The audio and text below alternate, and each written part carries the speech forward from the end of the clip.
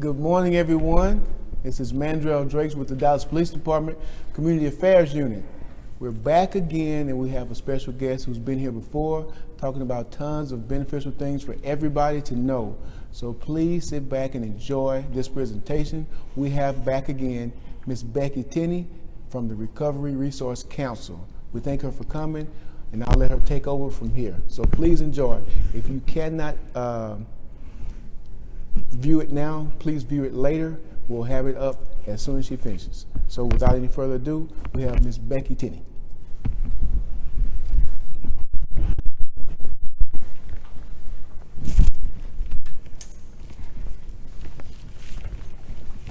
Phew. All right, guys, got to get situated.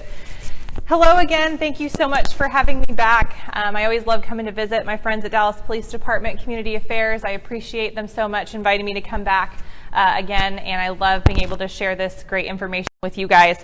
Again, my name is Becky Tinney. I'm the Director of Community Engagement with Recovery Resource Council. We are a behavioral health organization based here in North Texas. I am a licensed social worker in mental health and substance abuse, and I'm also a certified prevention specialist. So for today's topic, we are just going to go over a few common myths about substance abuse and drugs, and I'm going to throw some facts at you to sort of debunk those myths, okay? So without further ado, let's go ahead and get started. Okay, myth number one, and I hear this one a lot when I'm out doing presentations and talking to people in the community. If it grows in nature, it must be safe, right? If it grows in the ground, it must be okay. Well, that is not 100% true. Just because it grows in nature, just because it grows naturally in the ground or from a tree, does not mean that it can't be dangerous, that it can't have harmful side effects when we consume it or we put it into our bodies, right? I hear this argument a lot around the justification of recreational use for marijuana, okay? If it grows in the ground, if it's a plant, how can it be bad for us? But what people fail to realize is marijuana is certainly not the only thing that grows in nature, drug-related or otherwise, that can be dangerous to us or that is used in recreational use of drug use. But that seems to be the one that people always think about when we hear this myth, right? Think about tobacco. Tobacco, certainly, I guarantee nobody would argue that tobacco is safe for us to use just because it grows naturally, right? It's a plant. There are other things that grow in nature that we know are dangerous for us. Think of poison ivy. Would you eat poison ivy just because you saw it growing in the ground? Probably not, right? You wouldn't even want to go anywhere near it because we know that it's not okay for us, that it's going to cause us harm, right? Whether you're looking at legal drugs, excuse me, or illegal drugs, there are also several other substances that occur naturally in nature that we use in different substances. On a legal side, think of opioids. Okay, we've talked about opioids before when I've visited. The main ingredient is opium, which comes from a plant. Okay, it comes from a flower. We know that opioids can be incredibly dangerous, right? Look at the opioid epidemic that our nation has been facing for years. From an illegal standpoint, cocaine. Okay, cocaine's main ingredient comes from a plant. And again, I think that there's probably not very many people who would argue that cocaine is safe for us because the main ingredient grows naturally in nature, okay? So just because it grows in nature, just because it occurs naturally, does not make it safe, all right? That's myth number one. Myth number two, if it's a prescription, it can't be dangerous, right? That is not entirely true either, okay? Now, most prescription medications that, again, are prescribed to us by a medical professional, and a key word there, prescribed to us, right? That it's for me, it's intended for me. If we take them as they're prescribed, and for a short period of time, they're usually perfectly safe, okay? But when people start misusing those prescription medications or taking prescription medication that isn't theirs, feeling like it's okay because it's a prescription, that's when we start getting into dangerous territory, okay? Also, when we mix our prescription medication with other things, right? Your doctor only knows or can only account for the things that he or she knows you're taking when he or she is looking at what to prescribe you. But if when you get home, you're using alcohol in excess, or you're using recreational marijuana, or you're taking other substances that aren't a prescription medication and you're mixing those things together, what we call polydrug use, that's when we get into a dangerous situation where prescription drugs really can become dangerous. When it comes to managing pain, there's actually been a lot of recent studies that have shown that a simple combination of acetaminophen and ibuprofen, which are over-the-counter medications, can actually be just as effective in managing acute pain as prescription opioids, and obviously have a far less serious chance of leading down the path of misuse or addiction, okay? So I encourage you, whether it's you yourself or maybe for a child or a loved one, if you know that you're going to have a medical procedure or you've been injured and you know that there's gonna be some pain management required, don't be afraid to have that conversation with your doctor, okay? Don't be afraid to ask questions. It's okay to say things like, gosh, doc, I see that you gave me, 60 of these tablets. Do you really think I'm gonna need that many to get through the hardest part of my recovery? Or, what are the alternatives we could use other than opioid medication? Or what is the long-term plan for my pain management if you know that your recovery process might be a longer one? My point is, don't be afraid to ask questions. Don't be afraid to advocate for yourself, right? You are your best advocate. Ask all the questions you need until you feel comfortable with the medications that you're taking and you fully understand them, okay? So just because it's a prescription doesn't mean that you don't need to use caution. Okay, myth number 3, alcohol isn't a drug, all right? I hear this a lot. And why do I hear that? Maybe because it's legal, but we're gonna talk about that key fact in just a minute. But alcohol is, by definition, a drug, okay? Let's look at what the definition of a drug is, okay? The definition of a drug is simply a substance that we put into our bodies that has a physiological effect on our systems. So basically, in normal terms, it just means a substance that we put into our bodies that changes the way our systems normally would function. And I think it's pretty safe to say that alcohol definitely does that, right? It changes the way our bodies and our systems normally function. That's why people consume it, okay? Alcohol is categorized as a depressant, which means that it slows down our body's vital functions like breathing, our heartbeat, our motor skills. That's why people tend to be kind of clumsy if they're under the influence of alcohol. They might stagger, they might fall down a lot, they slur their speech. It also affects the way our brain chemistry works, right? And the way that our normal brain functions happen, okay? That's why we make decisions that we normally wouldn't make, because our brain isn't working in the way it normally would, thinking through those situations, making good decisions. Our inhibitions are lowered and we do things we wouldn't normally do, okay? So definitely it affects the way our systems work, right? So it fits the definition of what a drug is. Secondly, it becomes addictive, or it has the potential to become addictive for the same reasons that other things that we more commonly think of as a drug does to our system, right? It's that same risk. So when we consume excess amounts of alcohol, or we regularly consume alcohol over a long period of time, it floods our brain with artificial endorphins. So we've talked about this before, right? When we rely on those artificial endorphins in the pleasure center of our brain will pull back the reins on producing those endorphins on their own. Well, then if you don't have that substance anymore, your brain doesn't just snap right back into effect and start producing those endorphins like it did before, and you're gonna feel pretty crummy without it. And so that need to achieve that feeling of normal and to not feel sick and to not feel bad drives us to continue putting that substance in our body, because we feel like that's what's making us feel normal, right? Hence starting that, what can be that cycle of addiction, just like a lot of other things we've talked about, right? So alcohol does fit the definition of a drug, and we can form a dependence and an addiction to it. So alcohol is considered a drug. When we're out educating the community, we say alcohol and other drugs, because it does fall into that category and it runs very similar risks as many of the other substances we think of as drugs. Okay, myth number 4. We talked about this just a second ago.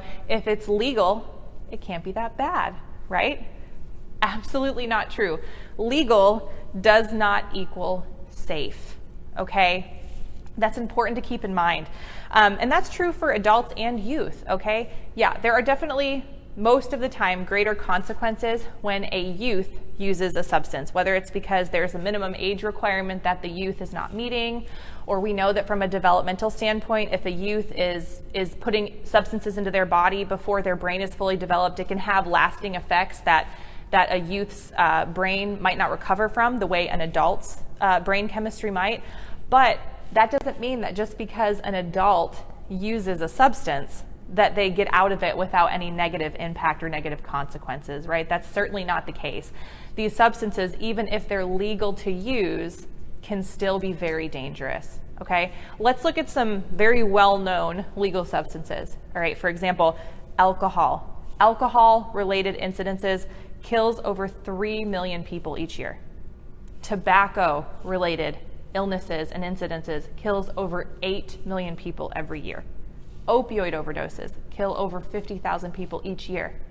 And those are legal substances, okay? So that just goes to show you right there, just because it's legal doesn't mean that there's not the potential for risk, that there's not the potential for harm to be done to ourselves and to people around us when we're under the influence, okay? And the way that the legality works with a lot of these substances is it's kind of a cycle. So there are things that maybe at one point in our society were legal that aren't anymore, and vice versa, right? There's some things that have been illegal in the past that maybe have become legal. But let's look at a couple of those examples, okay? In the late 1800s and early 1900s, heroin was actually produced and sold by pharmaceutical companies, and it was marketed as a safe, non-addictive substitute for those addicted to morphine.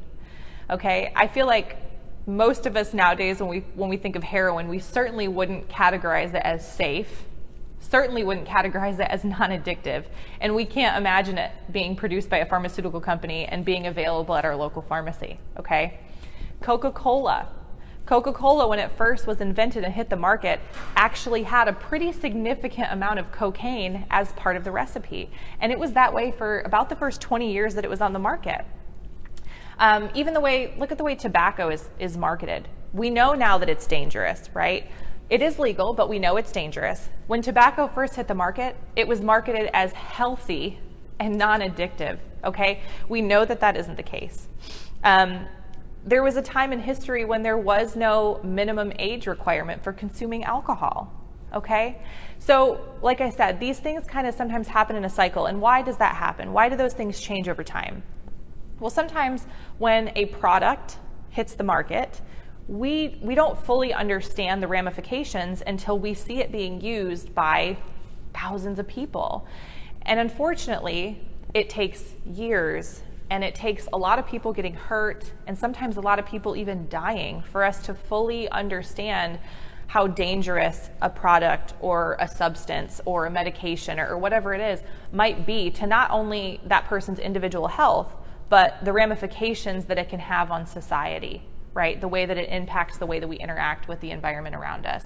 So it takes years of watching. It's kind of like a big human experiment, right? It takes years of watching how that unfolds to collect the data we need to go, okay, we probably need to make some adjustments, right? And that's when we change laws. That's when we put restrictions in place, like minimum age requirements for consumption.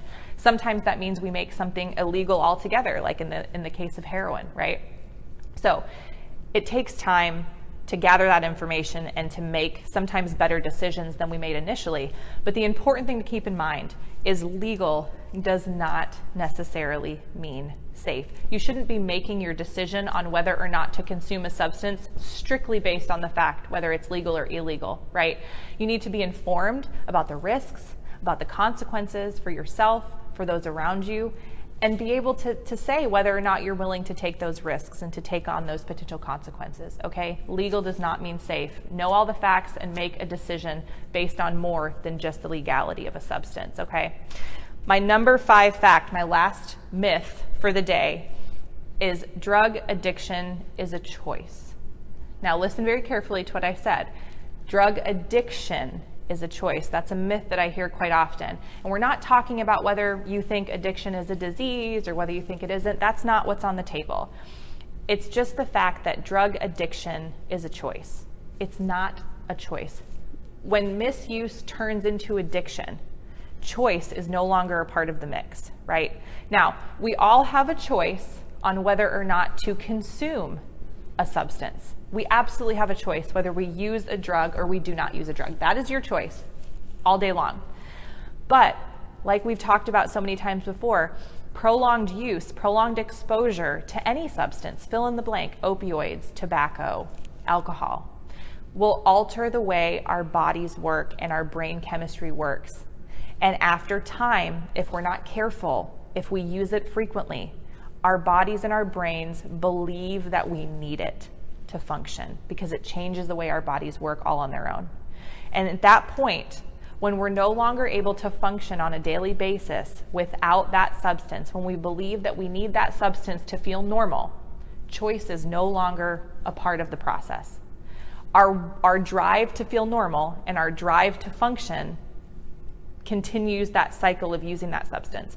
And a lot of times people at that point, even if they realize there's a problem and they want to quit, they can't just do it on their own. They can't just quit whenever they want, right? Because they've become physically and psychologically dependent on that substance. So they need the help of a professional to do it in a safe way, to make sure they stay healthy and that they make it through that process, okay? So it is your choice to use a substance or to not use it. But we have no way of knowing when we start using that substance, whether it's for medical reasons or recreational reasons, whether or not you're going to be one of those people that end up addicted. We just don't know, okay? So that is my talk for you today. Those are my myths and some facts. Again, I'm with Recovery Resource Council. You can find out more information about what we do by visiting our website, recoveryresourcecouncil.org. We are on social media. If there's something you would like to hear me come back and talk about, leave it in the comments. If you want to reach out to me directly, also leave that in the comments or reach out to Drake's. They have my contact information. If there's anything that Recovery Resource Council can do for you, I would love to hear from you, and I can't wait to come back and share more great information with you. So until next time, thank you so much for having me.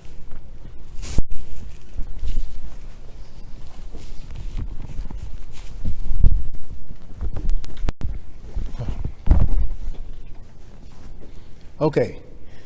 We'd like to thank Ms. Tinney for coming and sharing all of that great information. One of the things that stood out to me was legal does not mean safe. Anything that you put in your body reacts differently to different people. So be careful what you put in your body.